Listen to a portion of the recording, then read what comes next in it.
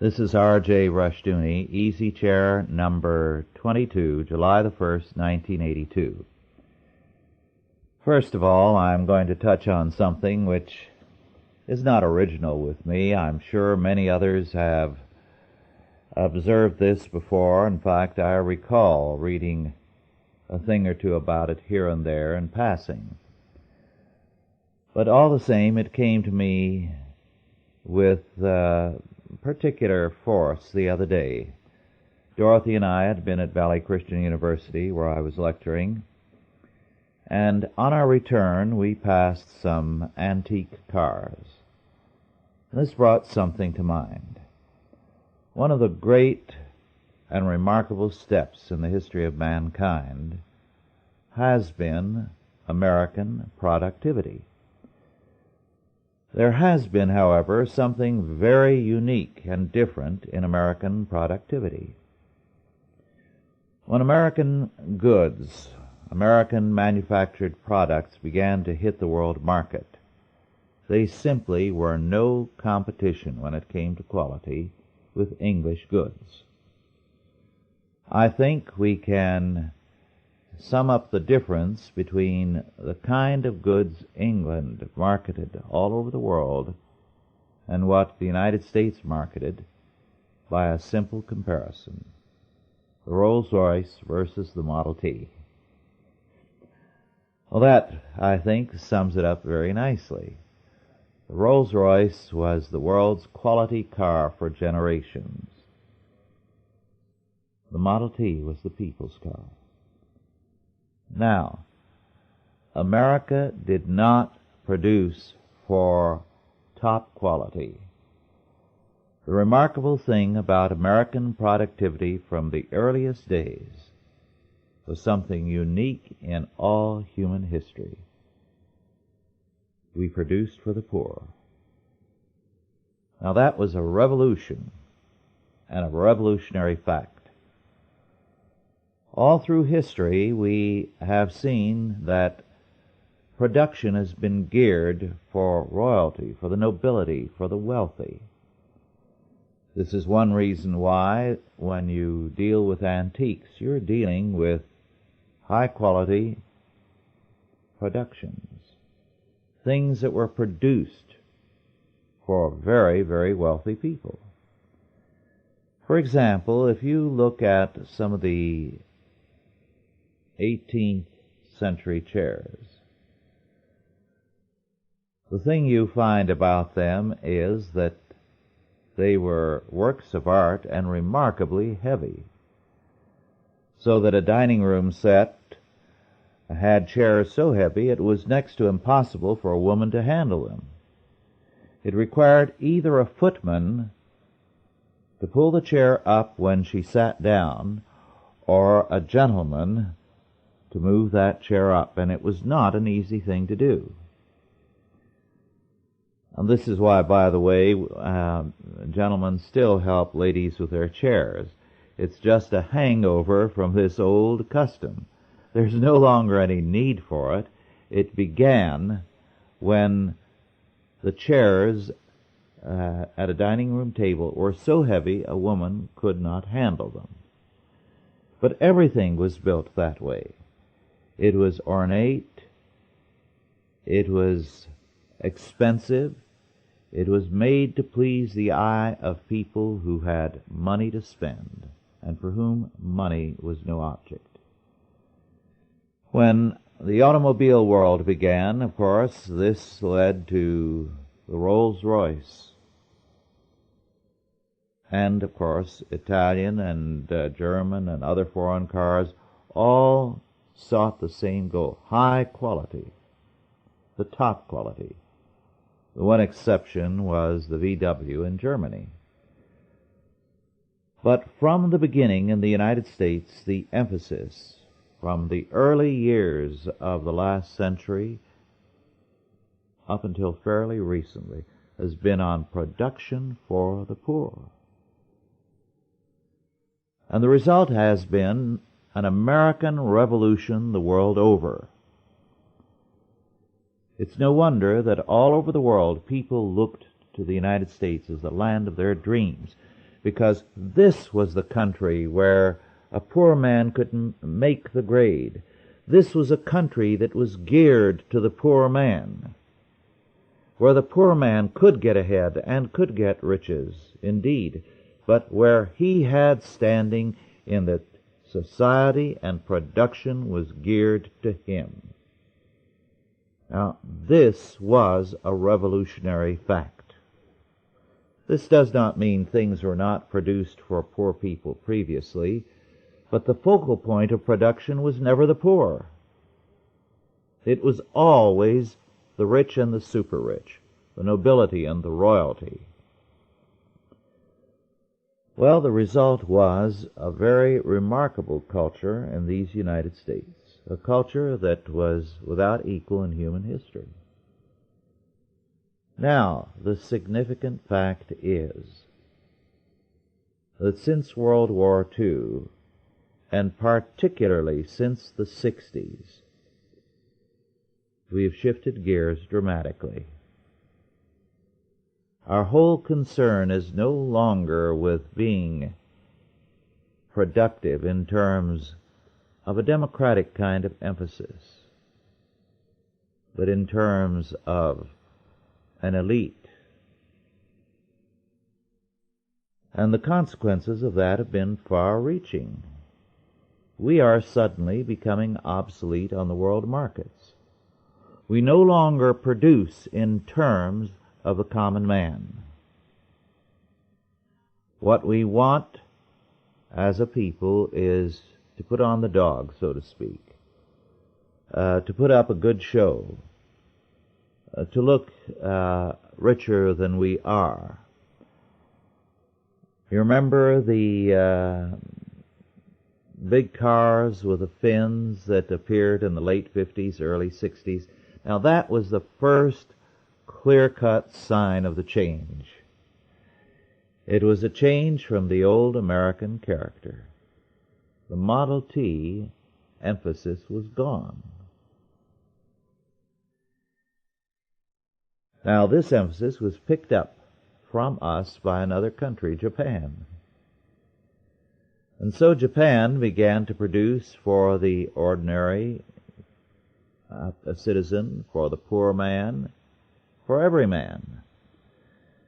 And Japan, borrowing our idea from us, has become enormously successful economically. But we have abandoned it. And we have been determined to put on the dog for the whole world, to imitate the English royalty and nobility. And the result is we are in trouble, very serious trouble. In fact, we now are even gearing ourselves to a welfare program increasingly, and have been for some time, that will raise the poor up to a level, a show, a facade, where nobody looks poor, where poverty is something to be ashamed of, as it were. Well, honest poverty never has been anything to be ashamed of. And honest poverty has been something which generations have begun with and worked their way out of in this country. So, what we've done in the past 20, 25 years is to disown our American past. We want to make an impression. We have shifted from an emphasis on an inner-directed, a character, a faith-oriented people, to a face-oriented people. In other words, we're imitating the older Japanese and Oriental cultures. They put all the emphasis on saving face, on keeping up a good front. And by the way, this is what marked American Indian culture. It was a face culture. This is why the American Indian could not make the grade. He'd rather lick his wounds in proud defeat than get into the flow of American life. And so he never did.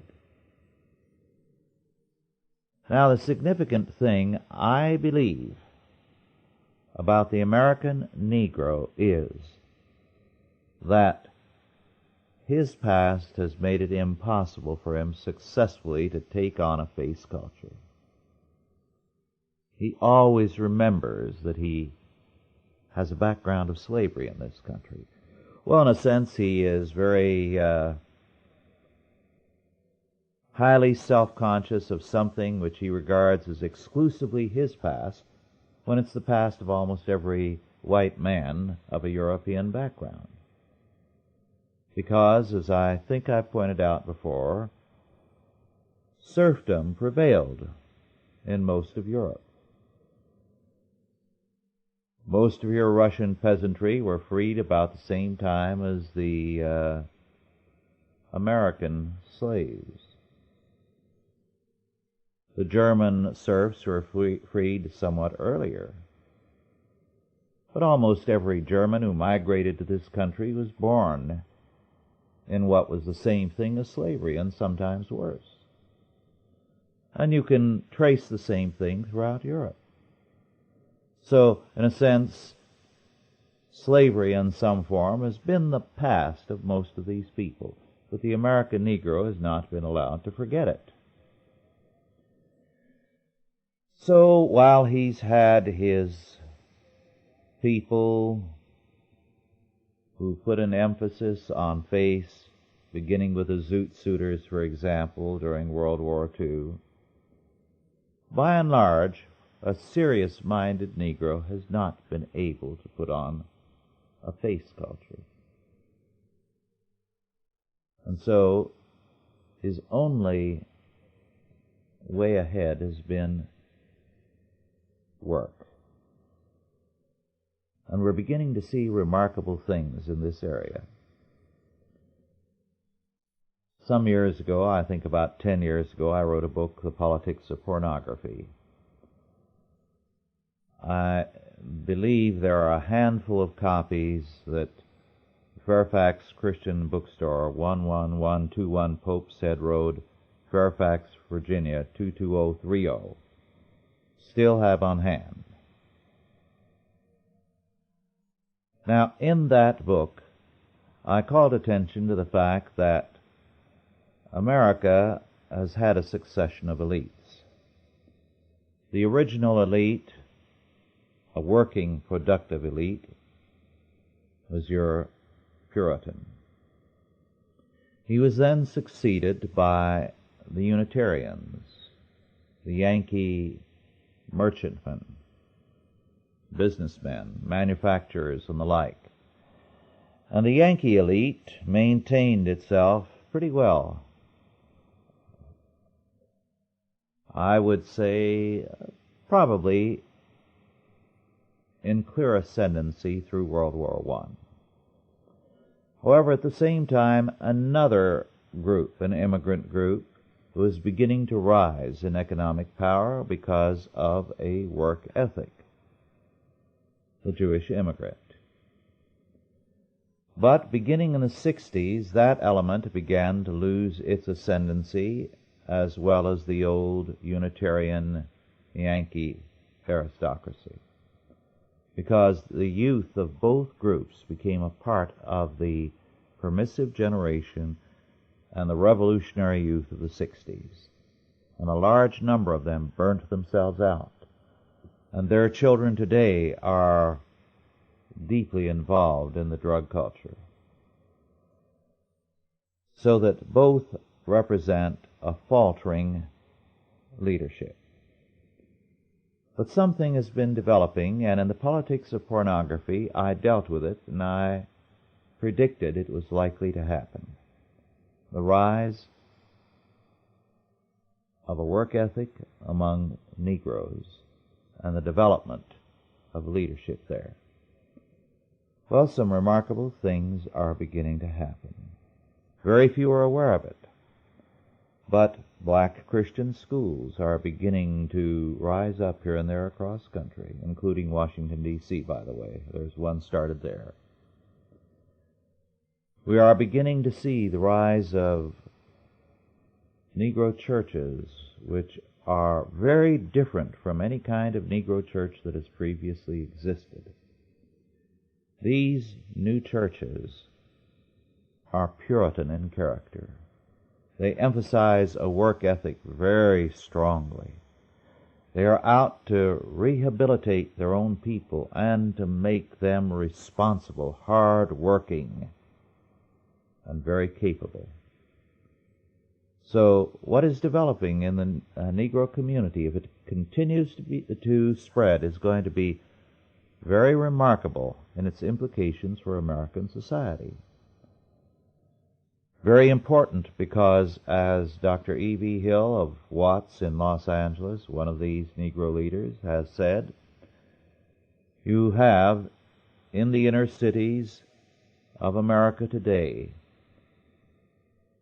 an element that is without faith, made up of a variety of minority groups, and every revolutionary group is trying to reach them. Now you have a substantial number of Negro pastors in big communities and small who are beginning to develop a program for saving this country by saving their people. It's a very remarkable development, very promising. Well, to pass on to some other things, ERA died, I believe, yesterday, and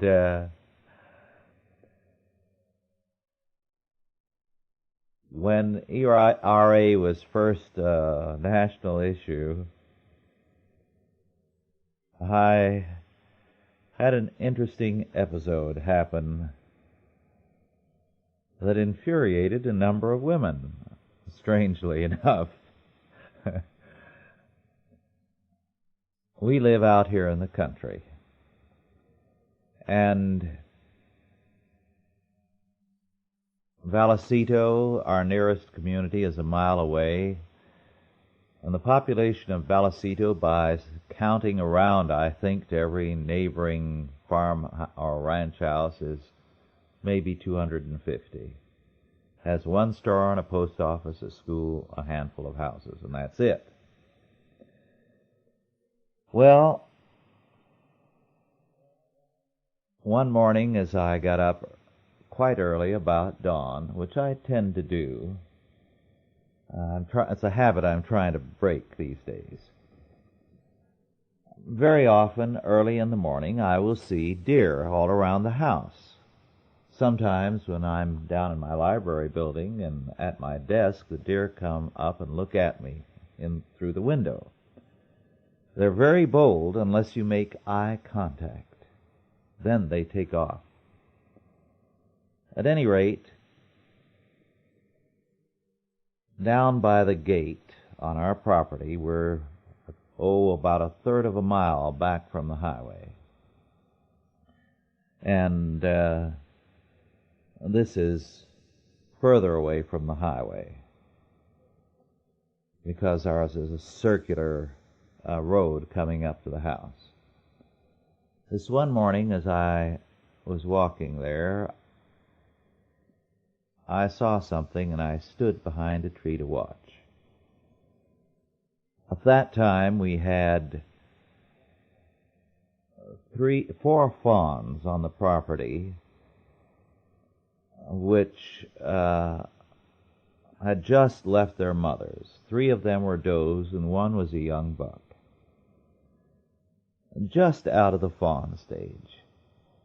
But already that young buck was herding his little harem all over the place. And this morning, as I watched, this one young doe came out very cautiously from a clearing to the north, walked out to the brow of this clearing on top of the hill, a little bluff, and went out to the front to the far end and stood there, sniffed the air, looked in every direction.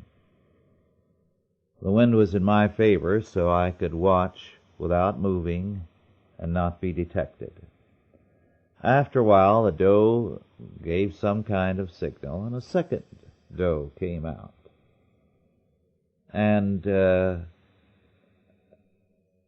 stood at another point. Looked all over for a second, sniffed the air, and then gave a signal, and the third young doe came out and stood at another point, so the three of them formed a triangle. And each of them all the while sniffing the air, looking all over, and then after a minute they gave a signal, and the young buck came prancing out. His horns were just little stubs, maybe an inch in height. And he stood sniffing the air so that now it was a diamond shape, each keeping their eye in one direction or another. At that point, I moved just a little bit to get a better look of the buck, and they spotted me. Now, the interesting thing was, I was going to watch and see what that young buck did. But immediately, those three young does moved this way and that in wild confusion, as it were, to detract my eye, which they did. And I realized that that was what their crazy gyration was about, and I looked quickly to see the young buck, but he was gone in that split second. So it was quite a remarkable thing, because that young, just as fawns really, they already knew that the buck, the male, was the one that was hunted, apparently, certainly the one that needed to be protected. And he was directing them in terms of his safety. Well, a few days after that happened, I went to Sacramento and I took a plane going somewhere back east. And a couple of the stewardesses started chatting with me. There was hardly anyone else in the cabin.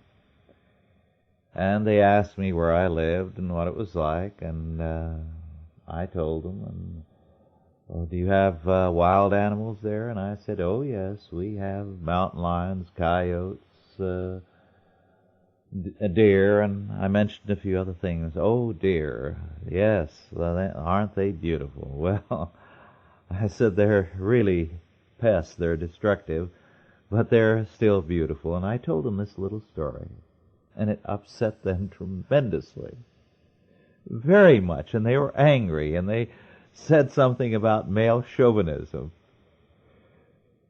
A little later they came back. "Was that really true? Were you really telling the truth, or did you make up that story?" And I said, "No, it was actually a fact."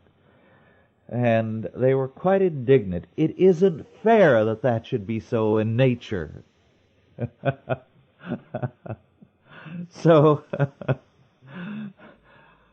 after that, I told that story 2 or 3 other times to women of apparently a liberal background, and I got the same kind of reaction. So I've always enjoyed that story. Well, on to something else now, of just a brief character. In the National Review for June 25, 1981, there is this note: "Don't expect Pravda to give credit where credit is due, but the United States has given the Communist Party privileged status.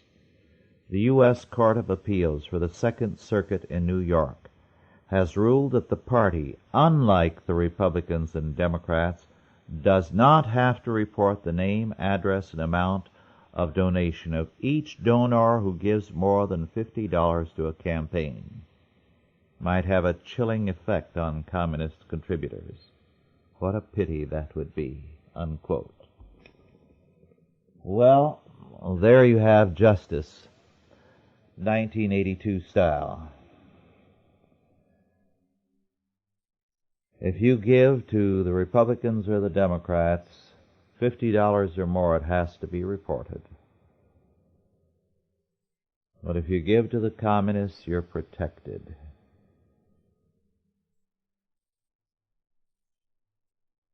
We are giving special privileges to the Soviet Union, of course, all the time. So it goes.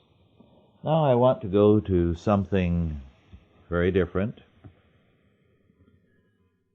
Some of you may recall that some time ago, about a year ago, perhaps, maybe a little longer, I wrote something in the Chalcedon Report on God, the Devil, and legal tender.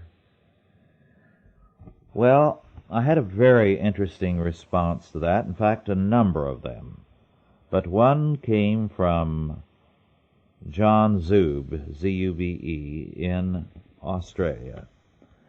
Now, John Zube is a libertarian. He's not a Christian, but he is a very superior thinker. And he sent me a copy of his very, very brilliant mimeographed pamphlet or booklet. It's about 48 pages, I believe. The title is Stop the Legal Tender Crime. Stop the Legal Tender Crime. If you would like to get a copy of it, write to John Zube, Z-U-B as in boy, E, 7 Oxley Street, O-X-L-E-Y, Berrima, B as in boy, E-R-R-I-M as in Mary, A, New South Wales 2577, Australia. It is 50 cents. I don't know how much the postage will be because it's not postpaid. I would say if you send $1.25, it would be fair. And I urge you to get it. It is superb. Let me read just a few passages from it. He says, what's wrong? How wrong is legal tender? It is an unjustified monopoly and privilege, breaches contracts, enforces dishonesty, amounts to a fraud, a vast and rigged game of chance, a crime, robbery, even enslavement to some extent. It is a totalitarian means leading to totalitarianism. How harmful is legal tender? It leads to officially forged money, monetary inflation, also to money shortages. It brings taxation without consent. It is a confiscatory means. It leads to over and under issues, and often to both together. It misdirects the people's opposition against monetary malpractices and brings about industrial unrest. It outlaws the price mechanism for currencies and allows the bad money to drive out the good. It even allows the financing of unjust wars and despotic regimes. It is one of the most anti-social acts any government could commit. Is legal tender the basic cause of inflations? Without legal tender, no paper currency could inflate all prices, never has and never will. With legal tender, any paper currency can be inflated, and usually is. How do currencies function without legal tender? Currencies freely issued and competing against each other, and this would require free market rates for all of them, would preserve their values precisely because they could suffer a price fall. Then only good managers could issue them successfully, and in their self-interest would keep them sound. Moreover, the people themselves could safeguard their rights against any bad issue simply by refusing to accept any depreciated currencies. Good money would then drive out the bad. At least local currencies and private money tokens could then be issued whenever and wherever needed by all productive people who want to clear their services or goods freely and easily. Thus our monetary difficulties would disappear. Inflation and deflation would become impossible, and even fraud and forgery would be reduced to a minimum. How to end the rule of legal tender? We will have to resist the government's monetary policies by something like a monetary revolution. Well, he then goes on to say that he predicts that in our lifetime legal tender will finally and permanently be repealed, and thereby make inflation impossible. He is for gold, of course, but he does not believe in gold becoming legal tender. He believes that no civil government should be in the business of saying this is good money and this is not. All it should do is to allow a free market, and sound money will prevail. People will try different things, but ultimately it will be sound money that will prevail. His thesis, of course, is that when a government insists on legal tender, it's going to inflate, and it will be easier for that country to go to war. When you do not have legal tender, you take away the power of the state to create money and the power of the state to wage war freely and regularly. He says, now think this one over, please do also compare legal tender with other compulsory practices. Compulsory education conscripts your youth. Compulsory taxation your property. Compulsory army service your life. While compulsory acceptance and forced value, legal tender, conscripts your exchanges. All under the pretense of taking care of you, all in the service of myths and power. All do more or less collectivize you and destroy your individualism, your liberty, and persuade you to patiently suffer these chains and give the consent of the victim to these measures and the myths behind them, unquote. Now, despite the libertarian bias there, I would have to say what he says is essentially sound. As he calls attention to a very key fact, a government never goes bankrupt. Only its creditors do. He says, I hold that legal tender is the expression of monetary despotism, the ideal of value astrologers, vulgar economists, neo-comics, and dictocrats, unquote. Now that's rather strong, but there's much to it. And he says further, Professor H. Ritterhausen once went so far as to call legal tender the war money characteristic of the central bank's notes. Ulrich von Beckerath commented upon this, legal tender is for the economy what the power to make war is in politics. In other words, if you give the power to make legal tender to any civil government, you will thereby give it the power to control the economy.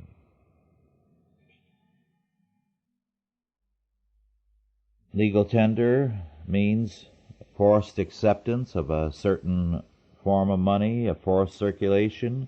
It means a forced value. It means a coercive meddling with property, trade, enterprise, the market, just about everything. Legal tender, he says, outlaws good money and forces bad money of GI issue into circulation. Well, it's an excellent pamphlet. I'm tempted to quote it Well, let me quote a little more. Legal tender forces all to gamble all their assets expressed in fixed money denominations, that is, bonds, on the value of paper money, which is almost continuously and intentionally deteriorated, thanks to full employment policies. Legal tender is one of the greatest swindles, and one practiced by all present governments. It amounts to legalized robbery by establishing a compulsory legal pretense of fair trade and payment precisely when both are absent. Legal tender is very important as a means for the government to get something for nothing. Through legal tender, the government taxes you without even a pretense of having gained your consent first. Legal tender is a tool for expropriation. Legal tender is an especially mean kind of despotism. It is morally no better than forced labor, an enforced marriage, or an enforced sale. Legal tender is one of the first steps of totalitarianism and draws all others gradually with it. Well, I'll let you get the little booklet and read it on your own. It is definitely worthwhile. I think Zub's work needs more circulation in this country. If we want inflation, we need to defend legal tender. If we want totalitarianism, we need to defend it. But if we're against those things, then we have to get rid of legal tender. Now I'm going to glance at a book, not a recent one by any means. In fact, it goes back to 1940. It was published by Claremont College then. It's Roscoe Pound's Contemporary Juristic Theory. Now, Roscoe Pound, as one of the great authorities in the law, should have something to say.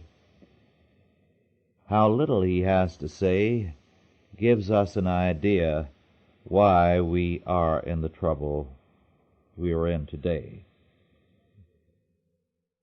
Roscoe Pound asks the question, what is law? And he calls attention to the current answers. One answer to the question, what is law, is that the system and order are illusions. The only reality is force, and so law is defined as force. Again, he says, law is used to mean a body of authoritative materials or grounds of decision or determination. But he doesn't say where this authority comes from.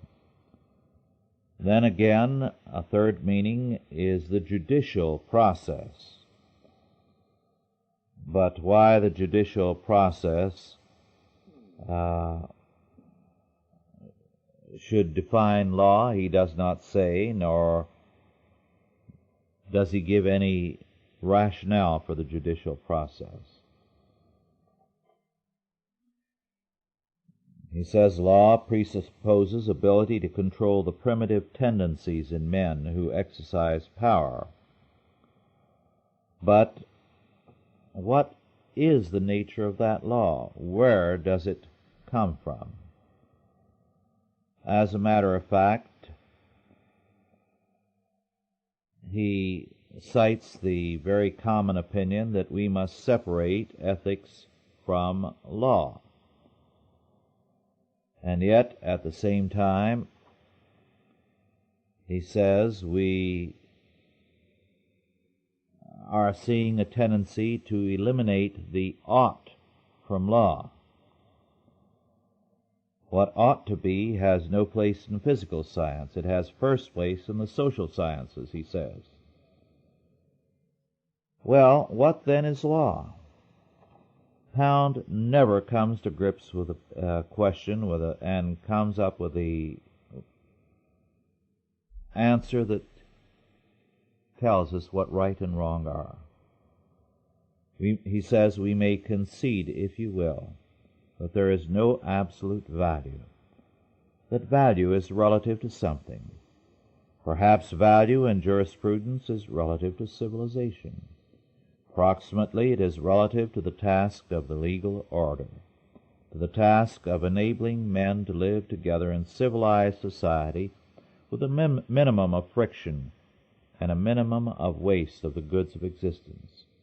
What accords with the general postulates of the civilization of the time and place has juristic value. If it will work in adjusting relations and ordering conduct so as to eliminate or minimize friction and waste, it is a valuable measure for a practical activity." Unquote. All he has said is that if it works and makes society productive, apparently then it's true value and good law. This is to say that because Nazi Germany was highly productive, they had the truth. But of course Pound would never have admitted that. Certainly such people would say that if the Soviet Union were productive, then their laws had value. Our law today is bankrupt because it has no faith. The concluding sentence in Pound's book is, and I quote, "It is bad social engineering to administer justice to a blueprint of a society of the past as a means of maintaining the general postulates of a civilization in a different society of the present." Unquote. In effect, he was saying what Roosevelt said in his attack on the Supreme Court, that it was a horse and buggy outfit, and the Constitution was a horse and buggy outfit, and we are now in a modern age. So, Pound says, we've got to have laws that meet the needs of our age. Well, he was then in effect saying values are going to change continually, that they have no substance. They have no character in and of themselves that makes them transcendental, above and beyond and over man. As a result, all you can say for Pound's ideas of law is that they led to what we have today. As a matter of fact, I picked up the other day, for purposes of reference, a book I read some years back, and it was by Abel P. Upshur, U-P-S-H-U-R, "The Federal Government, Its True Nature and Character," being a review of Judge Story's commentaries on the Constitution of the United States. This was originally published in 1868. Now, Story was one of the great judges of the early years, a very important figure, and Upshur was popularizing, in terms of his own thinking, the ideas of Story. But all we have to do is to look at his thinking, and we can see in what was a rather conservative liberalism the seeds of its own destruction. He says concerning taxation, and I quote, "There is no perfectly just rule of taxation but property. Every man should contribute to the support of the government according to his ability, that is, according to the value of that property to which government extends its protection." Unquote. Now, the Bible has a different means of taxation.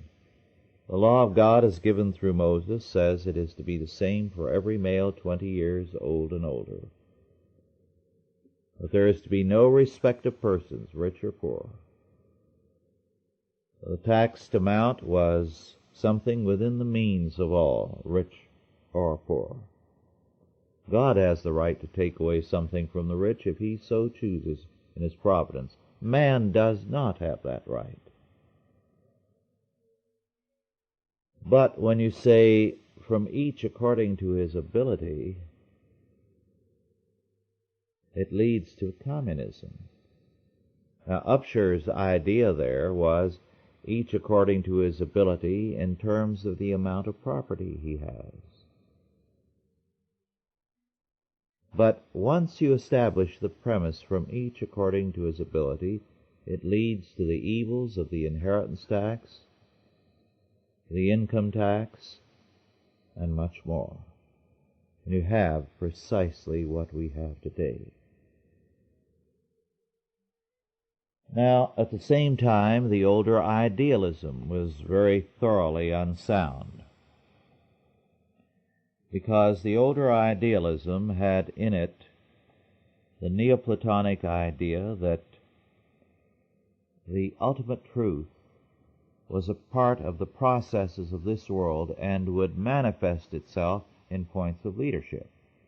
This is what Hegel meant when he saw spirit or idea incarnating itself in the state as the great institution of mankind.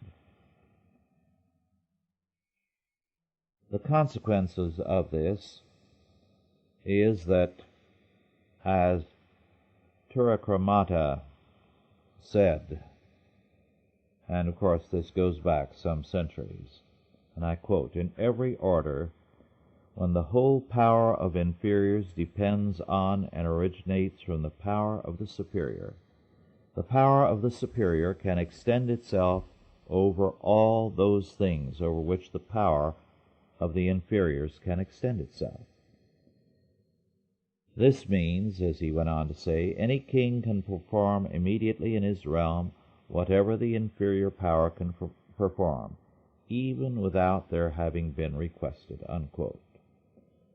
What this means is that the superior power, as the high point of the idea of spirit, of Geist, of the reality of being, has total power and all things exist under it.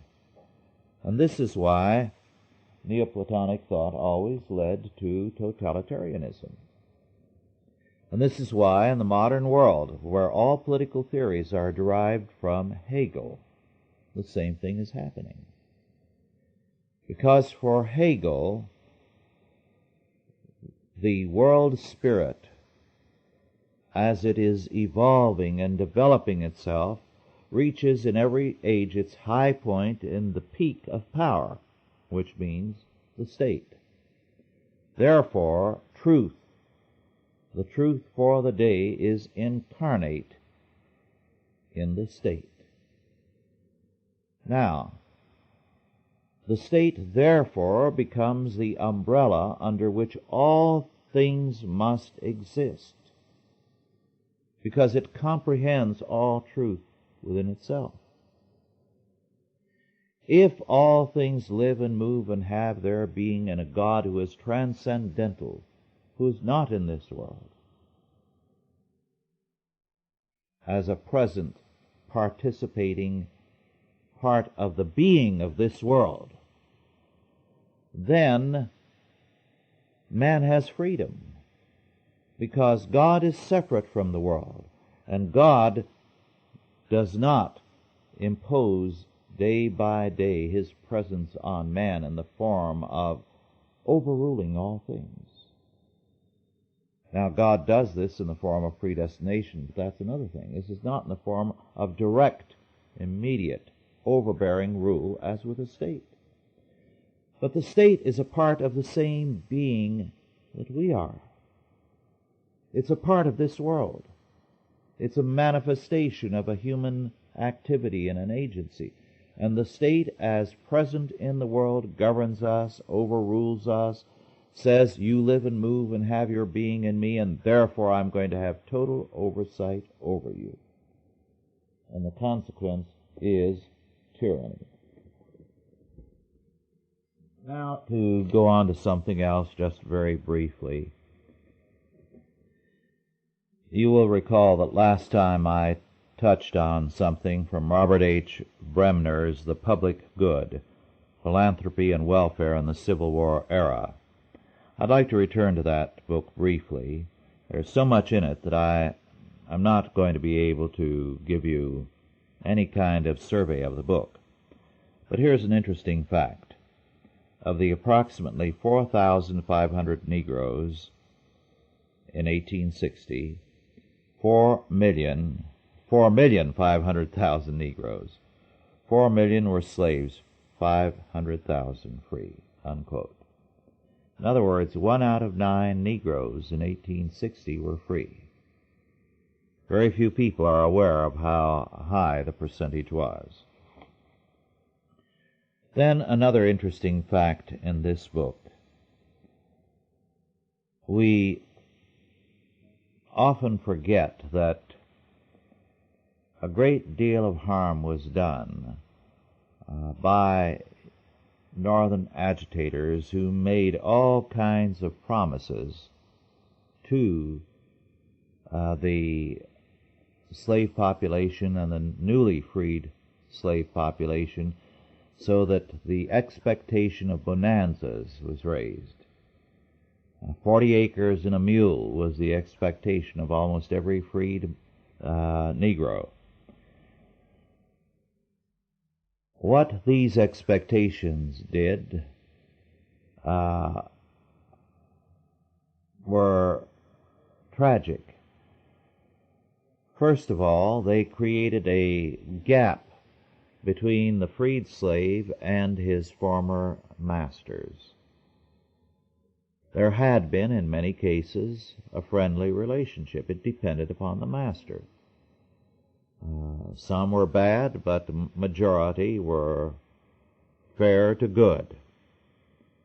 There had been a friendly and a family relationship. This does not mean that the slaves would not have preferred freedom, but there had been a relationship. Now, if they were going to get all this land and a mule, where were they going to get it?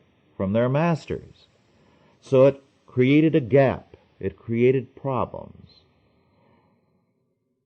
And it created bitterness on the part of many of the slave owners that the slaves whom they had loved and cared for, in many cases, deserted them and turned against them.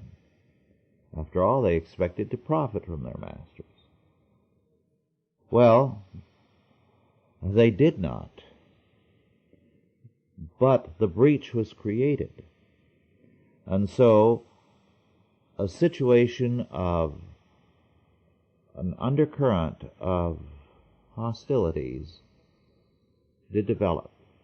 On top of that, we hear too much about what was done for the Negro by the North, by the Continental Congress.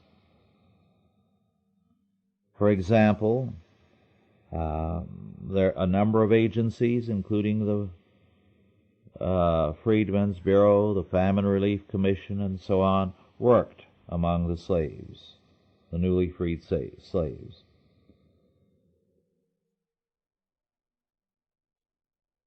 In summarizing and defending Bureau relief, Howard denied that it had been a pauperizing agency.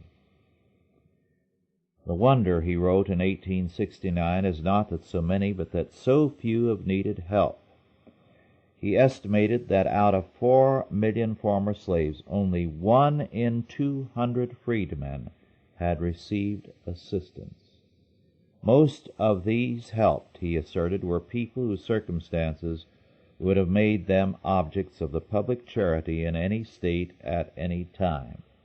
In view of the meager aid available and the suspicious attitude displayed towards applicants, it is not surprising that former slaves, looking back on the hard times after the war, expressed dissatisfaction with relief efforts.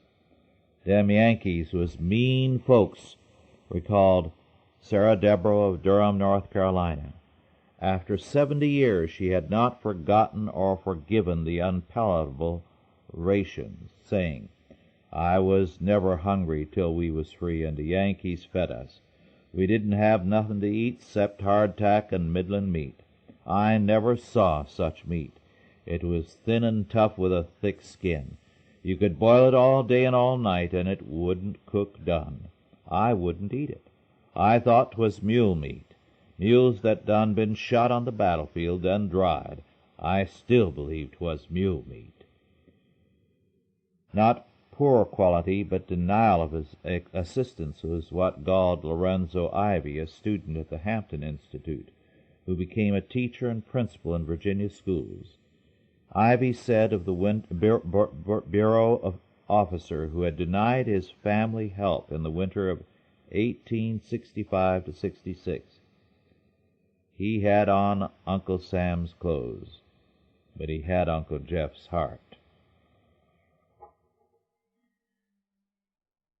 We forget also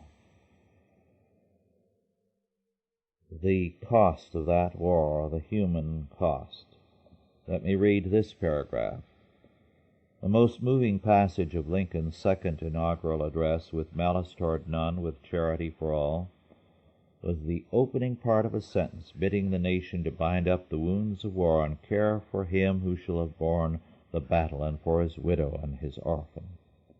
Some of the wounds were beyond healing. The battles, accidents, diseases, and other hazards of war cost the lives of more than 600,000 men, sons and husbands, who were actual or potential breadwinners and fathers of families. South Carolina sacrificed the lives of 23% of its military population. North Carolina, 17%. Of the men who marched to war from Vermont, New Hampshire, and Maine, less than half returned to those states as permanent residents.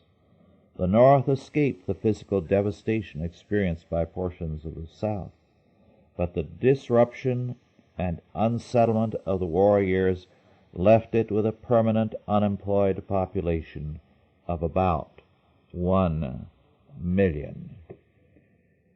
So the human cost of the war was very, very great. Well, much more to say, but our time is now ended. I'll go on perhaps with this, and certainly with some other things, when we next get together. Thank you again for listening to me.